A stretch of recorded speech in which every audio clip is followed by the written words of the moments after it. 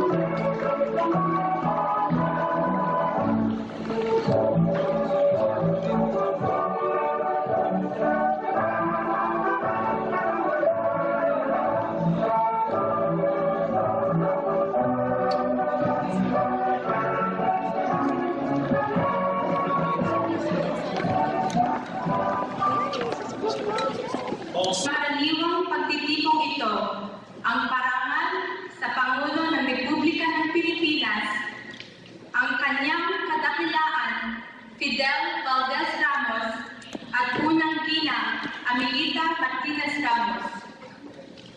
Through the wind and snow outside, we are all glad to see you all come out tonight and be a part of this evening's celebration. We would like to welcome all the dignitaries present here tonight, and we hope that you are enjoying your visit here in Montreal. Kami ay naniniwala na ang gabing ito ay isang pagkakataon na hindi natin malilimutan sa loob ng mahabang panahon. Ladies and gentlemen, may we request everyone to remain standing for the singing of the national anthems to be rendered by the Panday Tinig Choral Ensemble. Ang pambansang awit ng ating mga bayan, Pilipinas at Canada.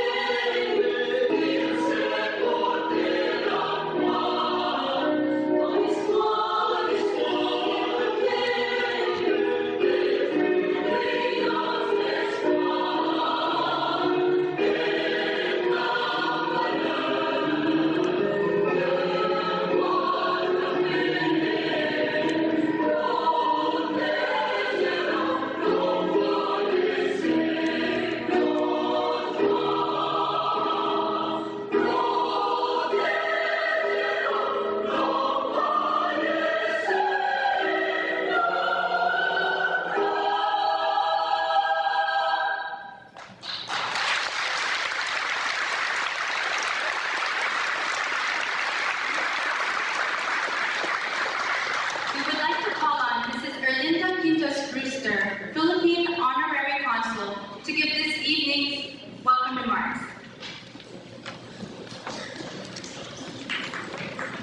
His Excellency Fidel V. Ramos, President of the Republic of the Philippines, Her Excellency Madam Amelita M. Ramos, First Lady of the Republic of the Philippines, honorable members of the President's official delegation, members of the business delegation, distinguished guests, Mesdames and Messieurs, mga kababayan ko, magandang gabi po.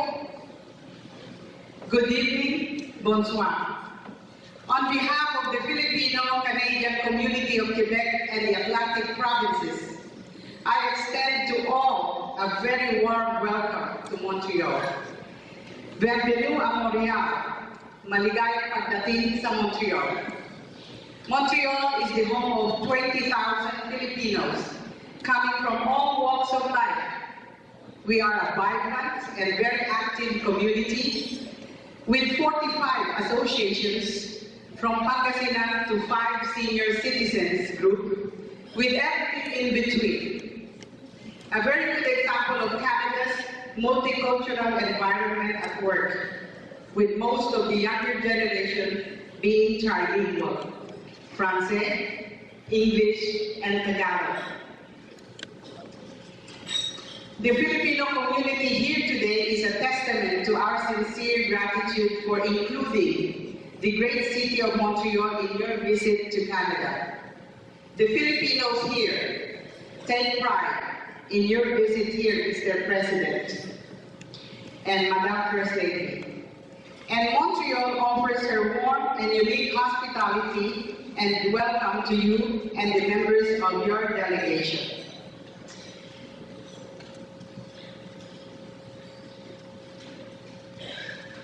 As an initial offering by the Filipino community to the President, the First Lady, and the members of the presidential delegation, please welcome the Filipino dance group.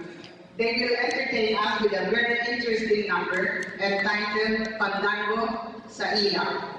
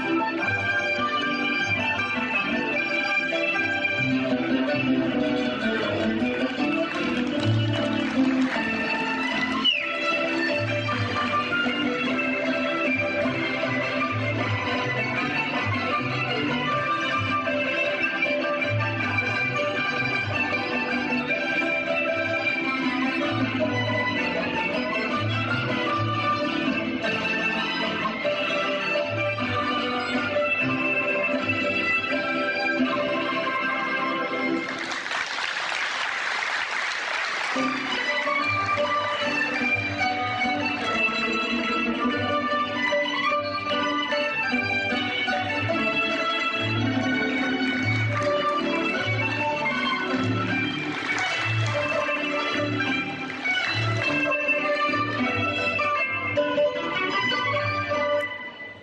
you very much, the Filipino Dance Group, for that very interesting presentation. At this time, I would like to call Father Alvarez for an invocation. Father Alvarez, Frank Alvarez is from the Philippine Mission. Can you please all stand up?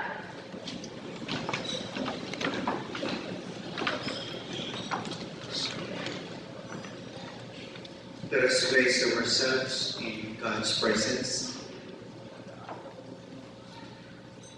Almighty God and Father, today in a special way, you have come to bless us and bring us in the Filipino community great joy with the presence of our beloved President, His Excellency Fidel V. Ramos, Mrs. Amelita Ramos, and party. We praise you, thank you for this rare event, as well as for the rare opportunity to listen to him and share with him in a familiar way. Grant him, O Lord, the gift of health and strength as he continues to lead and bring our country to progress, peace, and economic stability. Bring to fruition all his political, economic, and social endeavors that are aimed at uplifting the quality of life lived by our own countrymen and women inside and outside the Philippines. Lastly, we bless and beseech you this assembly this evening, especially all those who have been tasked with the preparations for this visit. May this great event of the President's coming be for all of us memorable, filled with friendship, hope, and realizations. All this we offer you in Jesus Christ, our Lord.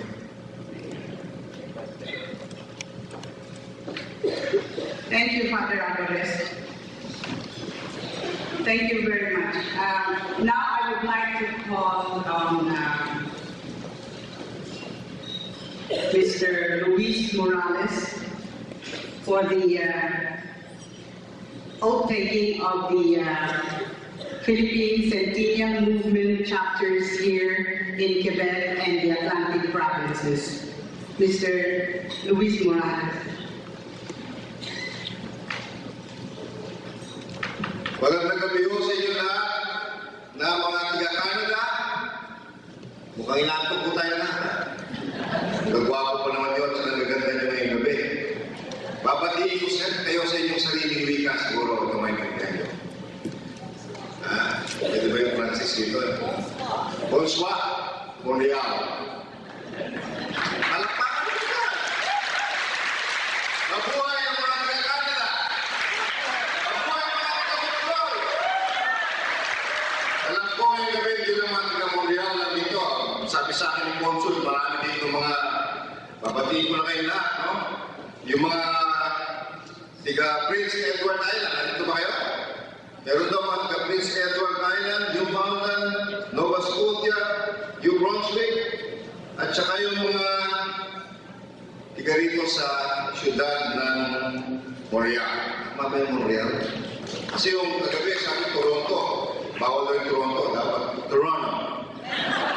Kaya ngayon man, bawal yung Montreal, kailan Montreal.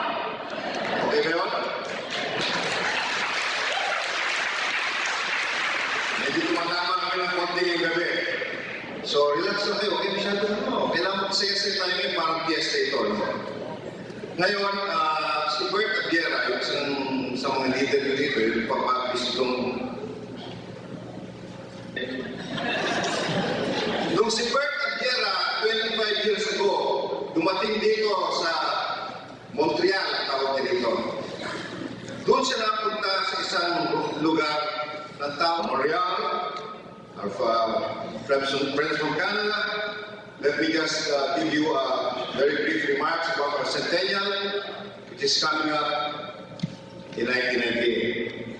And I see from the organizers of this night's affair that you from Montreal now are ready for the Centennial of 1998. We saw this afternoon when we went down to the City Hall with our friend here, Mayor Bert, to inaugurate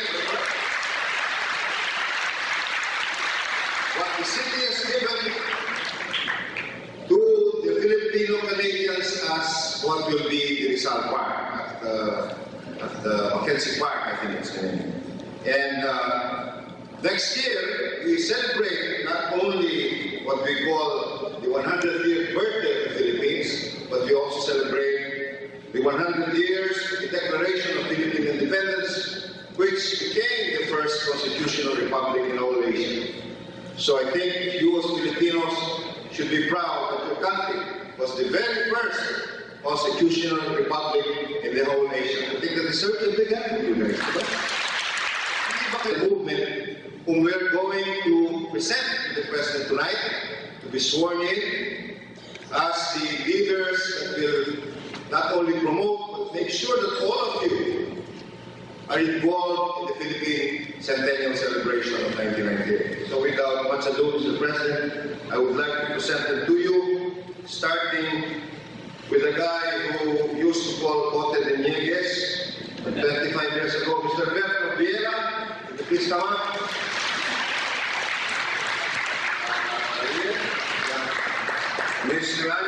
Miss Annie Pasqua from Newfoundland.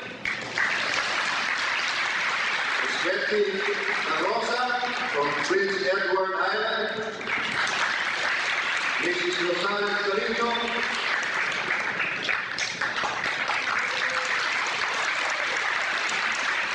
Miss Annie Mira. Mr. Tony Fernandez. And of course, beside me, none other than our beloved Consul, Elinda Quintos Bruce.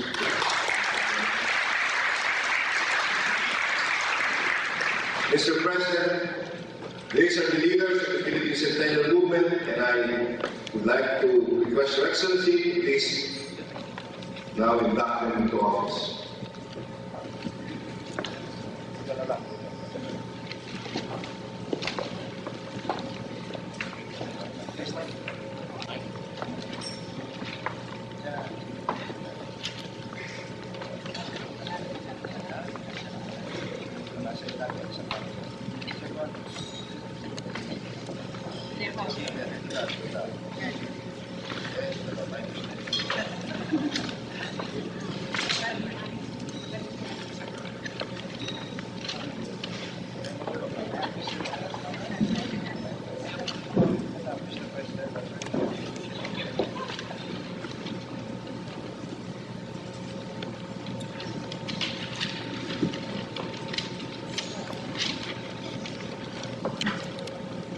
Okay, handa na ba kayo rito?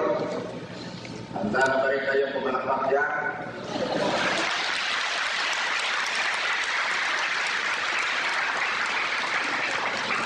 Mga mahal na kapatid at mga kabayan, mga kaibigan natin na taga-Canada, ito po ang panata ng mga pinuno ng ating Philippine Centennial Movement dito sa Canada, lalo-lalo na dito sa bandang probinsya ng Quebec. Translation, Quebec is okay. At ito po yung panata ay maikli lamang po ito. Hindi kasing haba ng salumpati ni Louis Morales.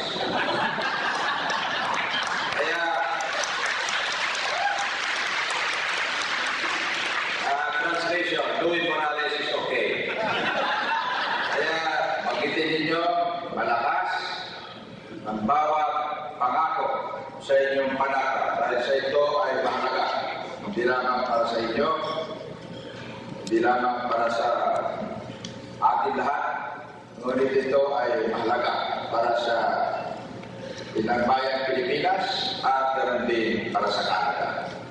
Translation, Canada is okay.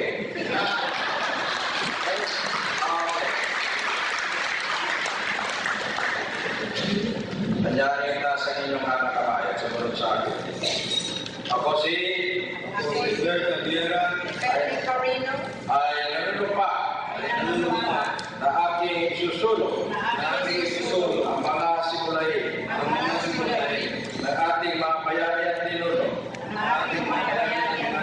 bilang sagisag ng ating pagka-Filipino.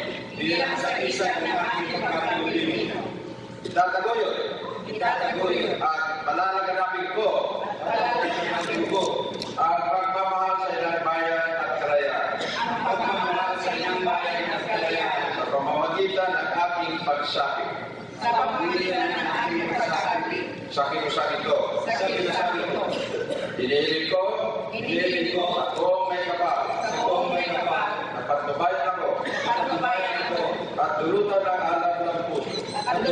alap ng puso, gabayan sigla upang magagampanan ko ang aking mga tungkulin bilang isang Pilipino para sa Diyos, para sa kapwa, para sa bayan, at sa isang magandang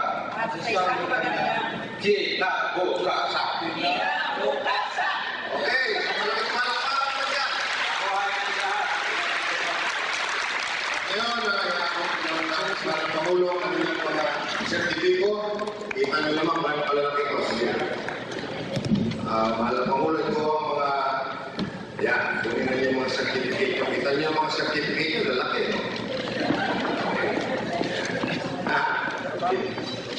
Ilan yun?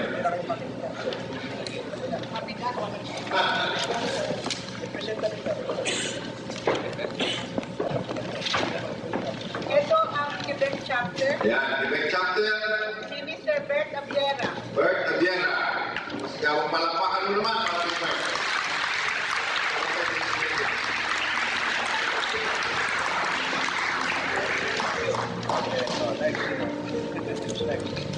Newfoundland. Newfoundland.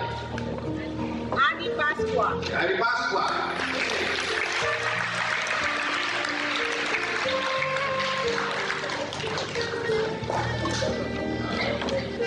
Prince Edward Island. Prince Edward Island. Si Lady La Rosa. Si Lady La Rosa.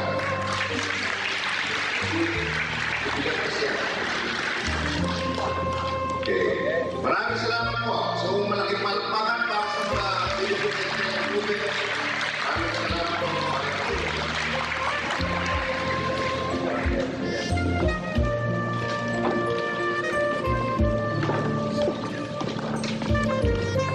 Only in the Philippines but overseas as well, the Pag-ibig Overseas Fund Program was relaunched very recently in Montreal by the Pag-ibig representative Elizabeth Boris in cooperation with the Office of the Philippine Consulate General in Montreal.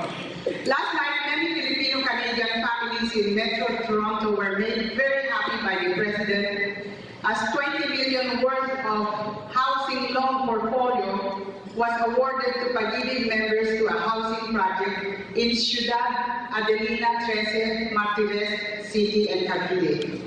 Developed by the Adelina Realty Corporation, the FBR, or the Filipino Valued Residences, is now home to thousands of families from North America and our kababayans from other parts of the world. Tonight, 2 Filipino Canadian families will be awarded their house and lot packages availed through Pag-ibig Fund.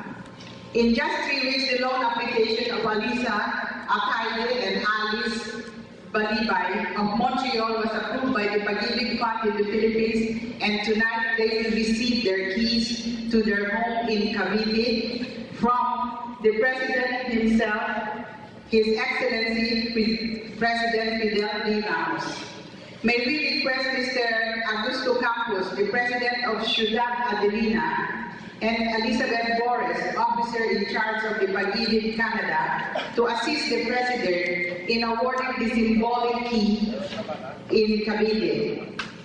Ms. Alice Balibay, a businesswoman and caregiver, became a Pag-ibig member 2 months ago, and her housing loan application was approved last week.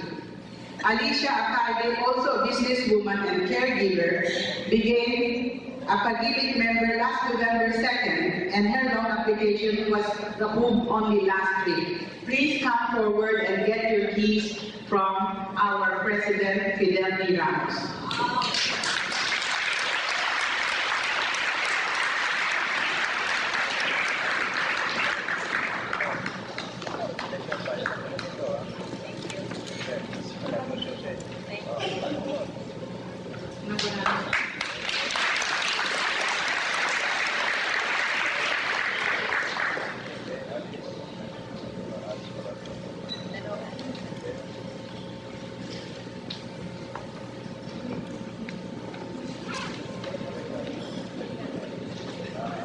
Let's give them a big hand, please. Congratulations.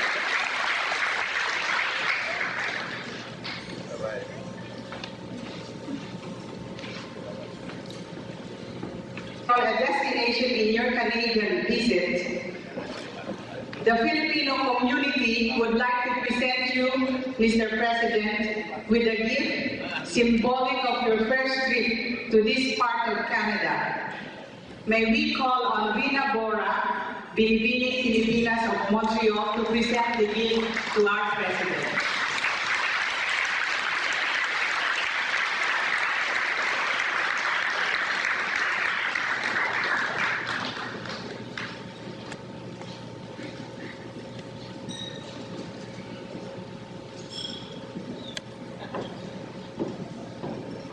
The gift is to be presented to our President and the First Lady Amelita Ramos.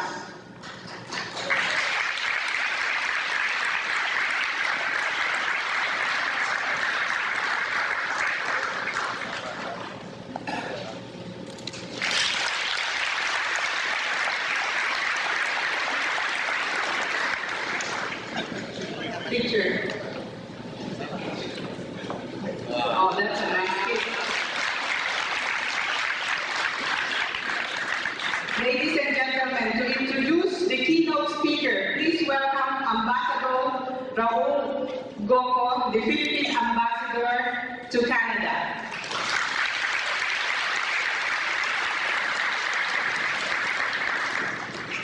Magandang gabi po sa inyong lahat.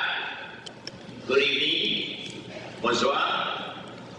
May I request everyone to please rise as I present to you His Excellency Fidel Valdez Ramos, the President of the Republic of the Philippines.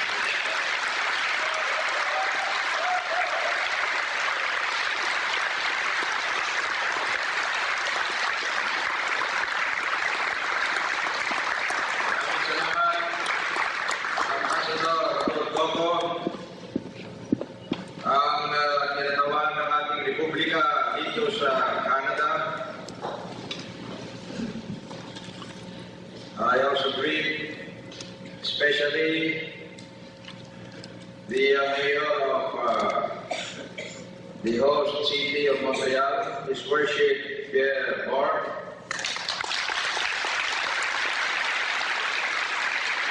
the Ambassador of Canada to the Philippines, His Excellency John 311, distinguished Member of Parliament representing this jurisdiction, Madam Sheila Feinstein, representing Mount Royal, the other leaders of the province of Quebec, and this admirable international city of Montreal. Sige, palakpakan sa sarili nito.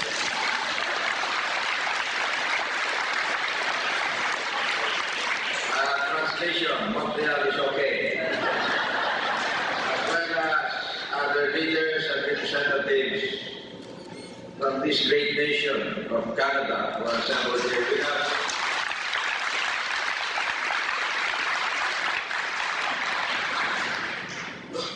Ang ating napakasipag, matalino, at marunong si Consul General sandali lang.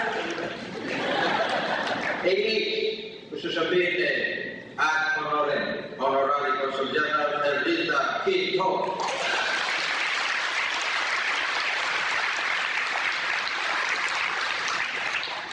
Ating mga iba pang leader na naglilingkod sa ating pamahalaan. The members of the official delegation, we have here a distinguished member of the Philippine Senate, Senator Ana Dominique Niki Cositec.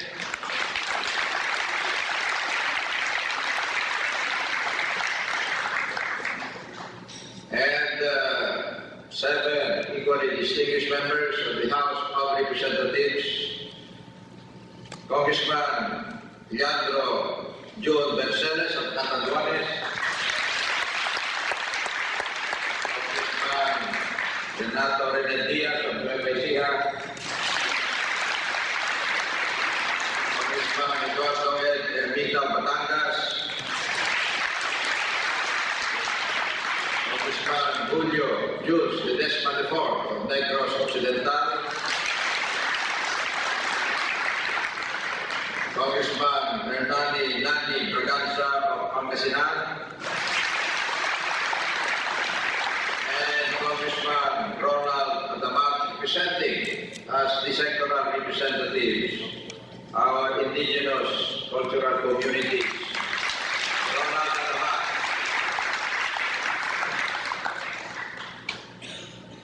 Kaya po, itong kinatawan sa Kongreso, sa lower house, at saka isang senadora. Ang gusto sabihin itong congressman ay katimbang ng isang senadora.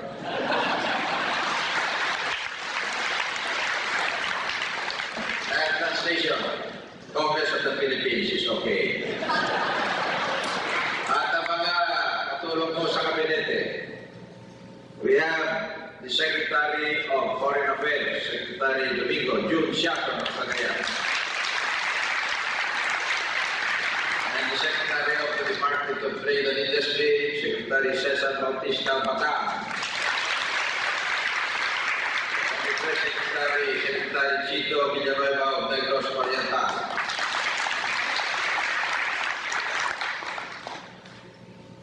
At ito nga pala, ito isa pang napakasipag na kinatawan natin sa Kongreso, Congressman Ed Gullias of Cebu.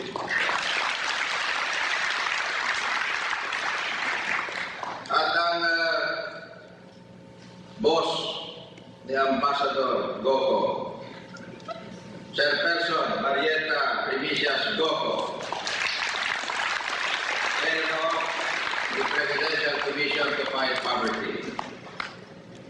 At munti ko na rin nakalimutan, yung aking boss nga pala. Sa labas na rin ng Colombo, mamayang gabi. Our beloved First Lady, Mrs. Amelita Ramos of Paz, Iloilo.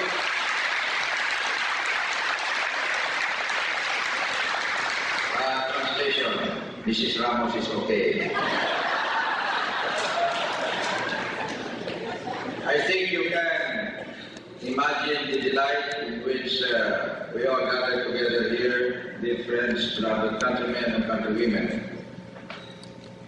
In spite of the zero temperature outside, because in the Philippines, we do believe that never mind the weather, as long as we are together.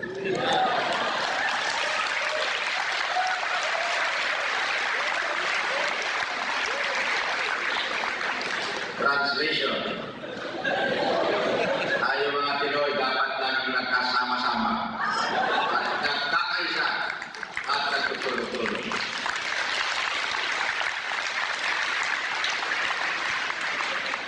I am told by Ambassador Goco that there are at least 20,000 Filipino Canadians here in Quebec. He said at least.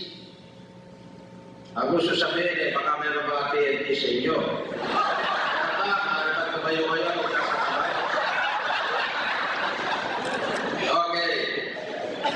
Translation, Filipinos in Canada are okay. And I'm also extremely happy to meet other presidents because tonight there are at least 20 other presidents present here besides myself. And I greet them as brothers and co-workers. And these are the presidents of various groups that represent the Filipino Canadian communities from various places, those that head various sectoral organizations, and also the various regional, such as the Tagalogs. Magandang gabi sa inyo lahat, mga kasama. The regional associations of the Ilocanos.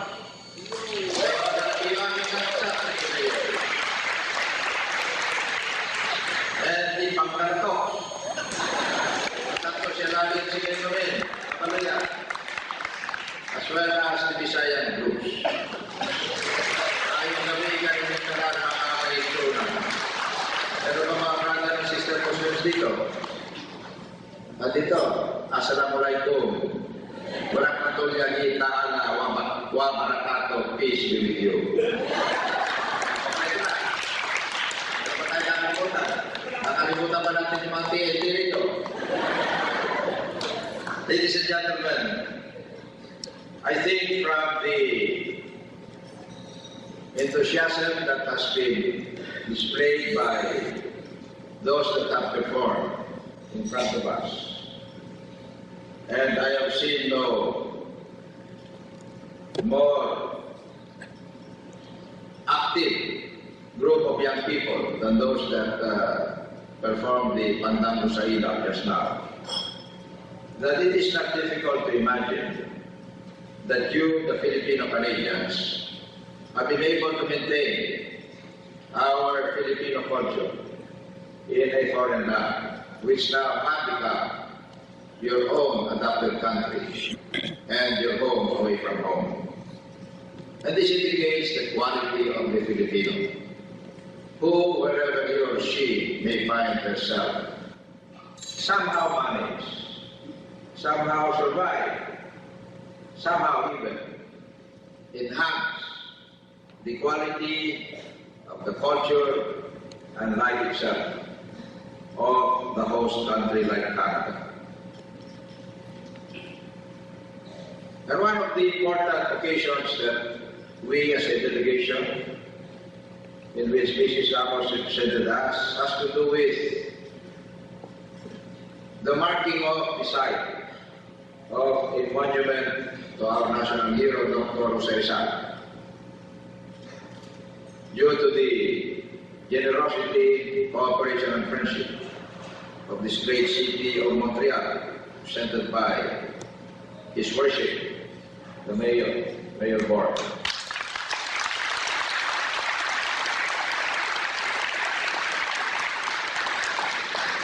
And which will not remain just a marker, but which, through the National Centennial Commission, the Philippine government will further develop by the putting there of a monument itself to Dr. Rizal, our national hero.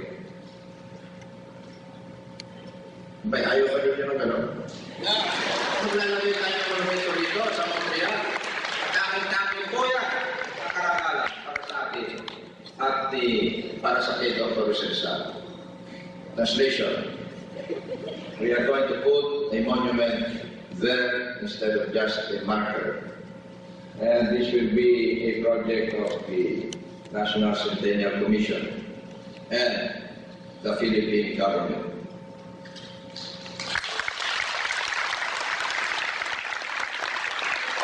And it will be Executive Director Louis Morales of the National Centennial Commission who will make sure that this commitment is fulfilled.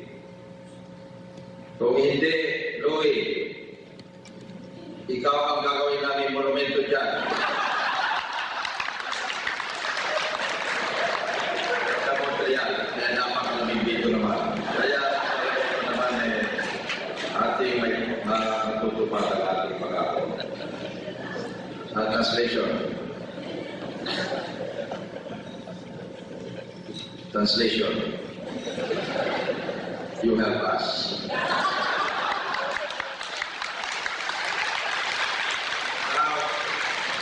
There's also another event that we saw just now, which is equally unprecedented and heartwarming.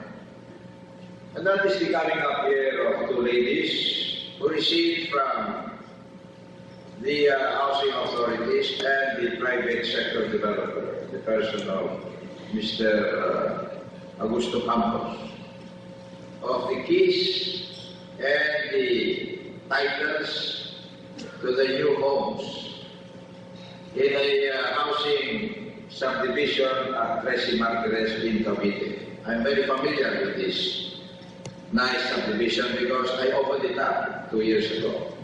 And now they have earned enough to buy homes in that subdivision. And this does indicate that wherever Filipinos are, they're working hard and thinking of home and not splurging their hard-earned savings and earnings upon themselves, although once in a while is permissible.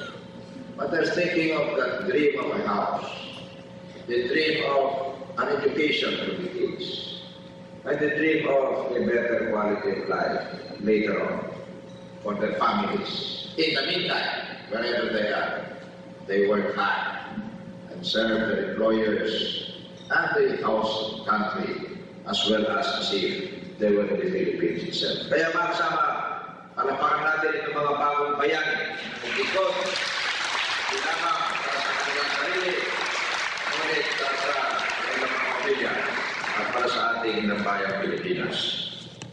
And this is now what we are trying to encourage among our overseas workers wherever they are. There are 3.9 million overseas Filipinos working abroad in 135 countries, big and small, and Canada is one of the biggest of them, who not only have themselves and their families, but they provide a massive contribution to our economic growth by way of their savings and earnings, and they go back to the Philippines. Sige, palapakin kita rin.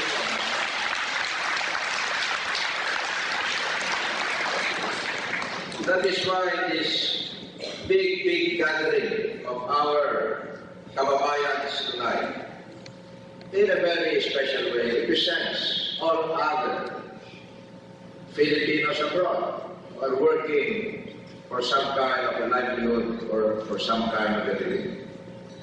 And your varied and cosmopolitan origins and places of work and residence throughout Canada and Quebec is a capsule of our community of Filipino workers abroad and of our traditions of independence and democracy, which are the very same qualities that you enjoy here in Canada. You have the best of both worlds here in Canada for being also a Filipino. Kaya mga kasama, bumili kayo ng ganito ang sabisa ng ating Centennial at isang taong kasalinlan. But of course, 1898 is 1 year, but there are many years after that. And I say to you, together with Canada, let us think of the future, especially the future of the young ones that we see around here. There are so many of them. Ang dami ninyo, mga Pinoy dito. Lalo-lalo na mga kabataan. The future belongs to them. And it is our obligation, dear friends, beloved countrymen and countrywomen, to make sure that their future, their quality of life, will be even better than ours during our time. For that is the responsibility of any generation, especially the leaders thereof, towards the future generations.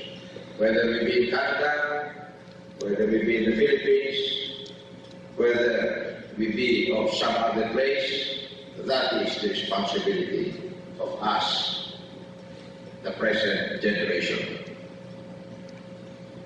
Yan ang hapos sa atin, mga kapatid. Kaya ba natin ito?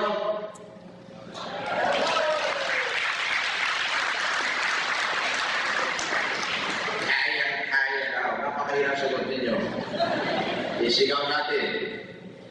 Yugugin natin itong Palais, Congrès, para matumba na nga.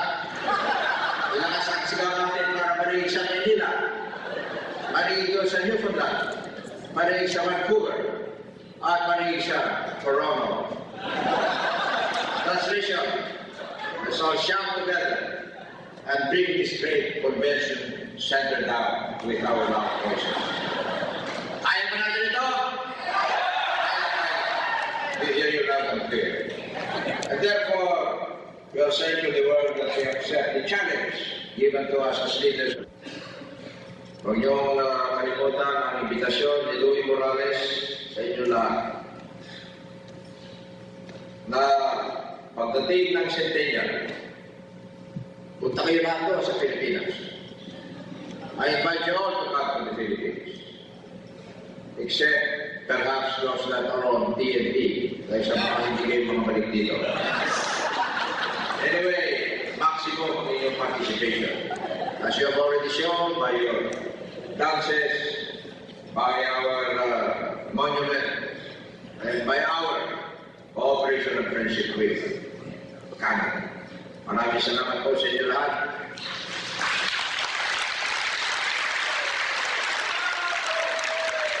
Ako ay ang Pilipinas. Ako ay ang Canada.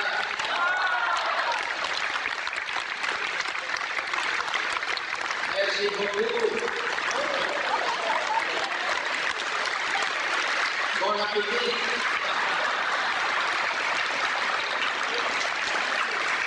Au revoir. Mesdames et messieurs. Maraming salamat po. Mabuhay kayo lahat.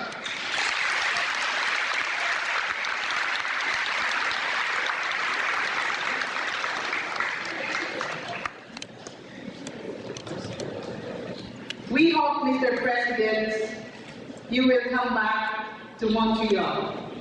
The Filipino people would like to see you back here.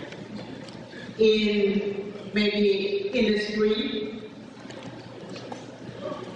Thank you.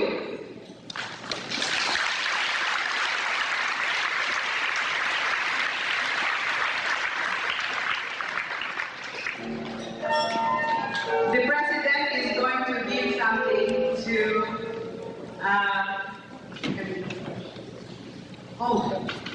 on behalf of the community, the President is giving us some books and some momentous. Thank you, Consul General, for the appreciation and reverence of the Filipino community here. We are pleased to turn over to you the following: our Philippines 2000 book. You have plenty of homework here.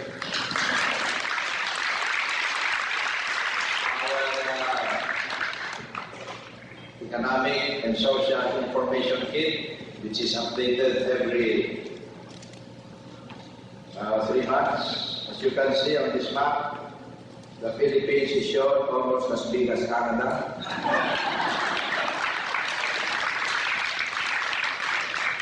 Next is our book entitled Leadership for the 21st Century.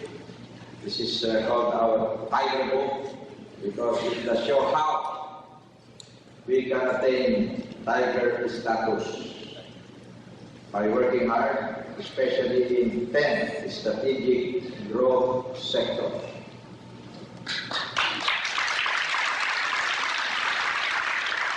This one is our book called Break Not the Peace, Holding Doctor Rizal, which is a historical and analytical account of our peace process that led to the peace agreement signed on the 2nd of September 1996 with the Moro National Liberation Front, which brought peace after 27 years of struggle, bloody struggle.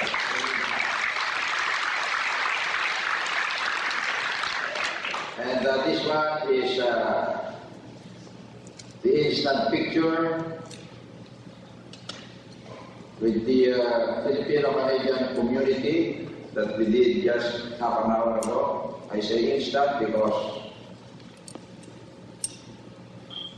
this technology is mainly by Filipinos, which we do not have here yet. And lastly, for your light entertainment, this book called FBI for the Years. I say light entertainment because the stories here include how Mrs. Ramos was arrested for a traffic violation.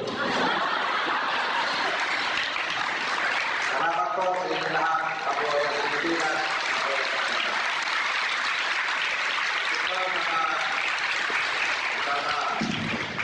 Kasi calendar for this year.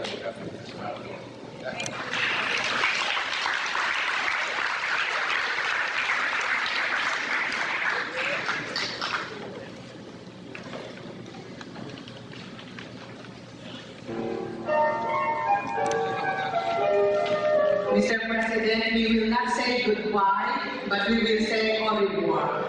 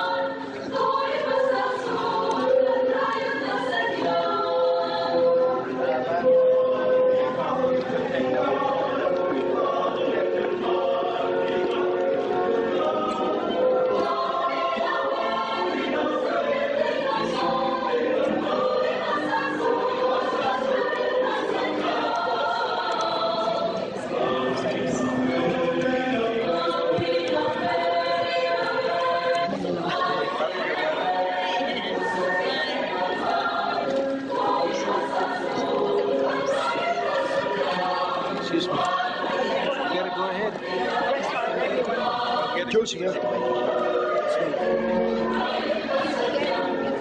Joe.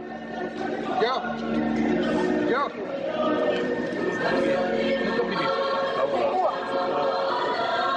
Malakad ka na at may iwanan tayo. Sige. Malakas ako yan. Sorry, sometimes. Doc.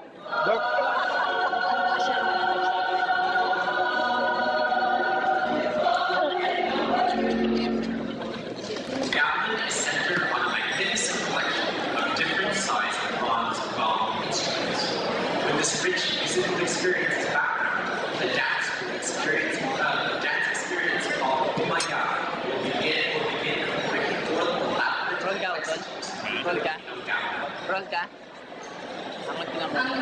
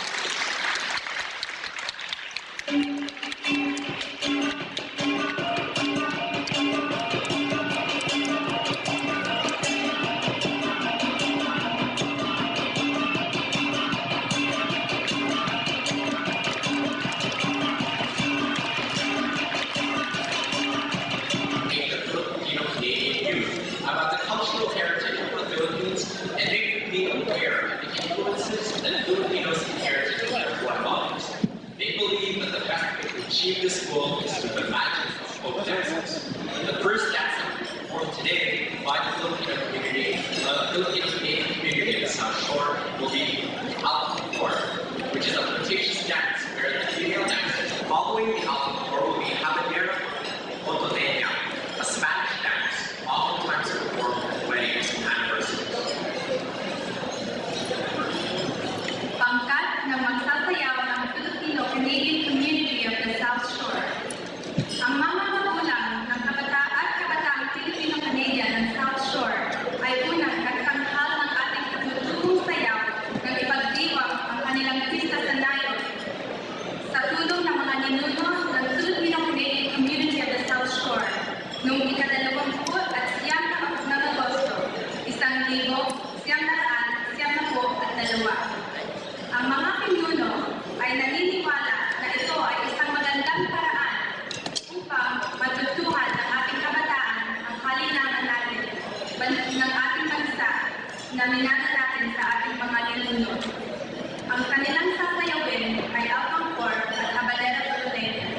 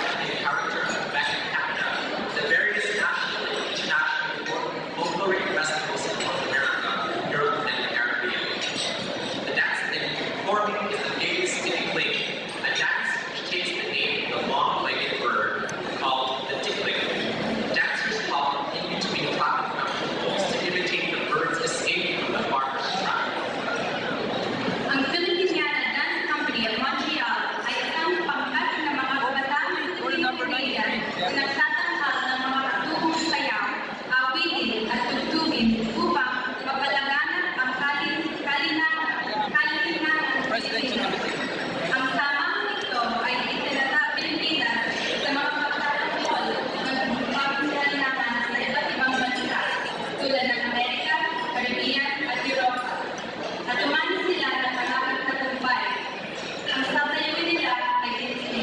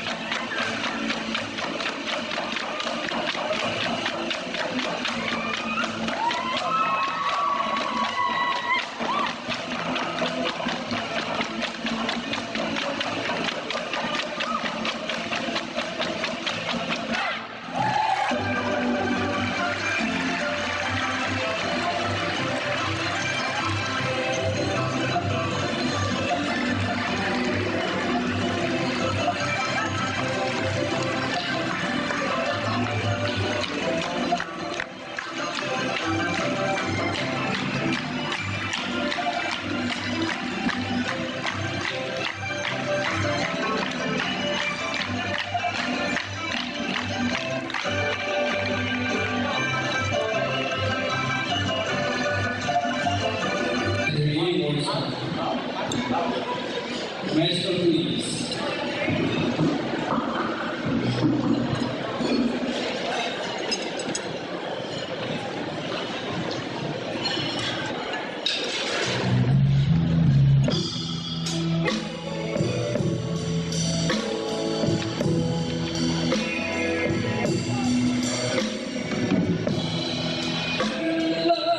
So many times when you spoke.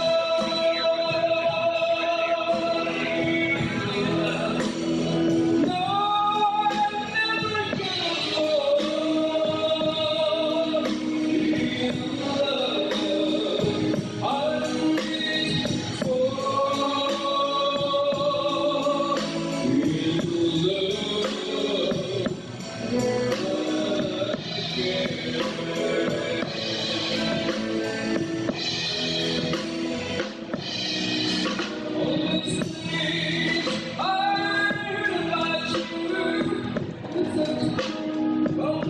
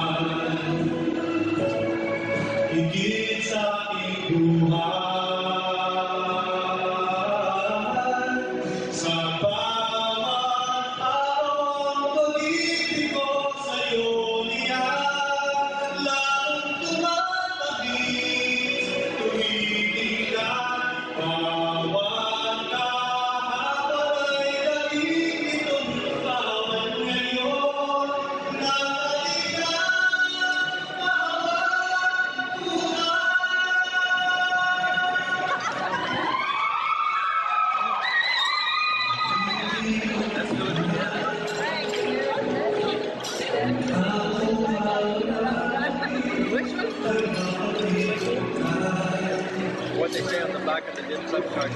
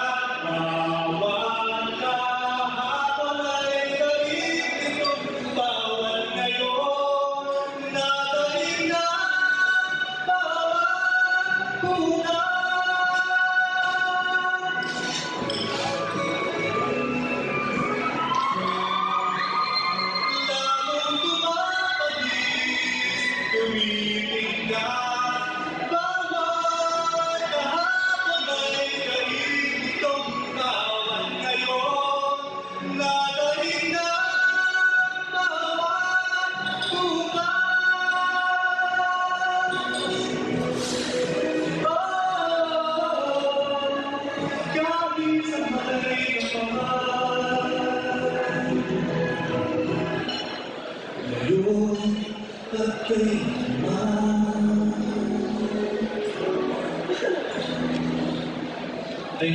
Maraming salamat po.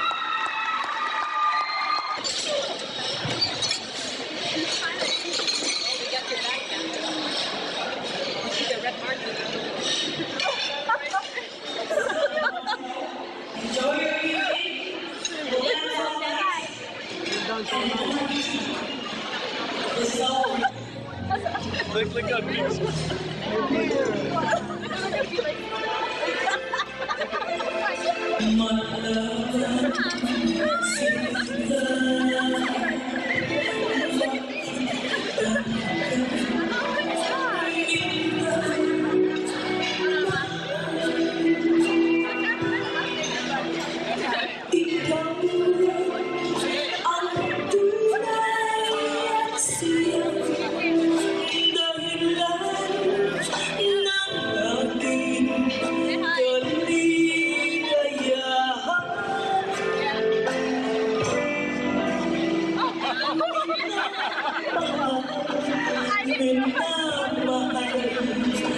Yeah.